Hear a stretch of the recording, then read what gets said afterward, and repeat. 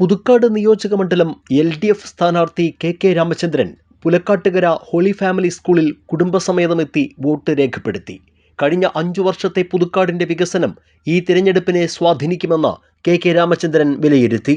സംസ്ഥാനത്ത് 3ാം ഊഴത്തിൽ LDF സർക്കാർ തുടരുമെന്നും വോട്ടർമാർ അതിന് തയ്യാറായി കഴിഞ്ഞതായും കെ രാമചന്ദ്രൻ ആത്മവിശ്വാസം പ്രകടിപ്പിച്ചു. നിയമസഭാ തെരഞ്ഞെടുപ്പിൻ്റെ വോട്ടെടുപ്പ് ആവേശപൂർവ്വം പുരോഗമിക്കുകയാണ്. രാവിലെ മുതൽ തന്നെ എല്ലാ പോളിംഗ് ബൂത്തുകളിലും വലിയ നീണ്ട നിരയാണ്, വോട്ടർമാരുടെ നീണ്ട നിരയാണ് നമുക്ക് കാണാൻ സാധിക്കുന്നത്. NCTV ഇപ്പോൾ ഉള്ളത് പുലക്കാട്ടുകര ഹോളി ഫാമിലി സ്കൂളിലാണ്. ഇവിടെയാണ് കെ രാമചന്ദ്രൻ LDF സ്ഥാനാർത്ഥിയാണ്. കെ രാമചന്ദ്രൻ MLA വോട്ട് ചെയ്യാൻ എത്തി. ഇപ്പോൾ കുടുംബാംഗങ്ങളോടൊപ്പം വോട്ട് രേഖപ്പെടുത്തി അദ്ദേഹം ഇറങ്ങിയിരിക്കുകയാണ്. രാമചന്ദ്രേട്ടാ, രാവിലെ തന്നെ വലിയ തിരക്കാണ് ഈ ബൂത്തുകളിലൊക്കെ കാണാൻ കഴിയുന്നത്. ഏറെ നേരം വരി നിന്നാണ് വോട്ട് ചെയ്തത്. ഇത് എന്തിൻ്റെ സൂചനയാണ്? ഇവിടെ 3 ബൂത്തുണ്ട് ഈ സ്കൂളിൽ, ഹോളി ഫാമിലി LP സ്കൂളിൽ. 30, 31, 32. 31, 32ലും വലിയ തിരക്കില്ല. ഞാൻ വോട്ട് ചെയ്യണ ഈ തെരഞ്ഞെടുപ്പിലും പഞ്ചായത്ത് ഇലക്ഷൻ പോലെ തന്നെ, പഞ്ചായത്ത് ഇലക്ഷൻ്റെ കൂടെ നിങ്ങളൊക്കെ ഉണ്ടായിരുന്നല്ലേ, 3 മണിക്കൂർ നിന്നിട്ടാണ് ഞാൻ വോട്ട് ചെയ്തിട്ട് പോയി. ഈ ബൂത്തിൽ ഒരു തിരക്കുണ്ട്. 2 ബൂത്തിലും തിരക്കില്ല, നിങ്ങൾ കണ്ടുമല്ലോ. അത് തിരക്കുള്ളത് എല്ലാവരും വോട്ട് ചെയ്യാൻ തയ്യാറായി. നേരത്തെ തന്നെ എൻ്റെ പ്രദേശത്തെ വോട്ടർമാരാണല്ലോ, എനിക്ക് വോട്ട് ചെയ്യാൻ വേണ്ടി എല്ലാവരും നേരത്തെ വന്നതായിട്ട് ഞാൻ കരുതുകയാണ്. ഇത് എന്തിൻ്റെ സൂചനയായിരിക്കും? ഈ വോട്ടർമാരുടെ ആവേശം മൊത്തം എല്ലാ ബൂത്തുകളിലും സംസ്ഥാനം ഉടനീളം കാണുന്നുണ്ട്. രാവിലെ തന്നെ അത് ഈ ചൂടുള്ളത് കണ്ടാണോ, അതോ എന്തെങ്കിലും ഒരു മാറ്റം ജനങ്ങൾ ആഗ്രഹിക്കുന്നതുകൊണ്ടാണോ? എന്താണ് ഈ ഒരു സൂചന? അല്ല, പൊതുവിൽ പല രീതിയിലാണ് മനുഷ്യർ ചിന്തിക്കുന്നത്. നേരത്തെ വോട്ട് ചെയ്ത് കഴിഞ്ഞാൽ ജോലി കഴിഞ്ഞല്ലോ, പിന്നെ എവിടെയെങ്കിലും പോകേണ്ടി വന്നാൽ അങ്ങോട്ട് പോകാമല്ലോ, അങ്ങനെ വരുന്നവരുണ്ട്. ജോലിക്ക് പോകുന്നവരുണ്ട്. നേരത്തെ പറഞ്ഞോണം, ചൂട് ആവുമ്പോൾ വോട്ട് ചെയ്ത് പോവുക, അല്ലെങ്കിൽ പിന്നെ വെയിലാറിട്ട് വരാൻ വേണ്ടി തീരുമാനിക്കും. അപ്പോൾ എങ്ങോട്ടൊക്കെ ഉണ്ടാവുക. അതൊക്കെയാണ് പ്രധാന കാരണങ്ങൾ. എല്ലാവരും ഈ കാലങ്ങളായിട്ട് ഇപ്പോൾ പൊതുവിൽ വോട്ടവകാശമൊക്കെ രേഖപ്പെടുത്തുന്ന ആളാണ്.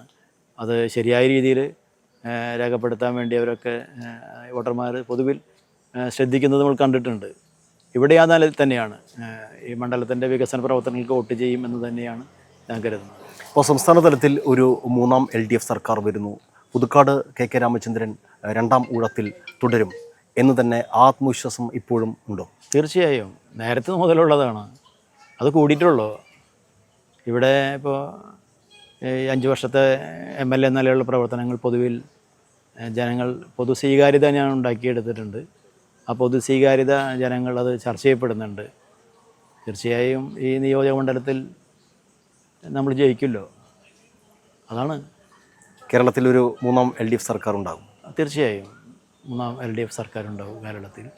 ഇനിയിപ്പോൾ നമുക്കറിയാം, ഏതാണ്ട് 1 മാസത്തോളം നീണ്ട തിരഞ്ഞെടുപ്പ് പ്രചരണങ്ങളായിരുന്നു. അതിരാവിലെ മുതൽ എണീറ്റ് രാത്രിയോളം നീളുന്ന തിരഞ്ഞെടുപ്പ് പ്രചരണങ്ങളായിരുന്നു. ഇനിയിപ്പോൾ മെയ് 4-നാണ് വോട്ടെണ്ണൽ. അപ്പോൾ കുറച്ച് ദിവസങ്ങൾ നമുക്ക് ഇടവേളയുണ്ട്.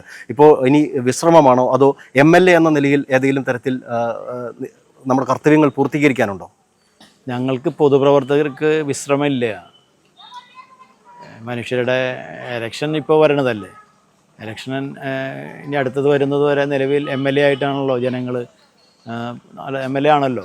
അപ്പോൾ MLA എന്ന നിലയിലുള്ള ഇലക്ഷൻ പെരുമാറ്റച്ചട്ടത്തെ ബാധിക്കാതെ ആ പെരുമാറ്റച്ചട്ടം നിലനിൽക്കുന്നത് വരെയുള്ള അതുമായി ബന്ധപ്പെട്ട കാര്യങ്ങൾ ചെയ്യാൻ പാടില്ല എന്നുള്ളൂ. മറ്റു കാര്യങ്ങളിലൊക്കെ ജനങ്ങളുമായി ബന്ധപ്പെട്ട കാര്യങ്ങളിൽ കേന്ദ്രീകരിച്ച് ഇനി നിൽക്കും. ഏതായാലും തികഞ്ഞ ആത്മവിശ്വാസത്തിലാണ് LDF സ്ഥാനാർത്ഥി കൂടിയായിട്ടുള്ള കെ രാമചന്ദ്രൻ MLA. 3ാം ഊഴത്തിൽ LDF സർക്കാർ ഉണ്ടാകും.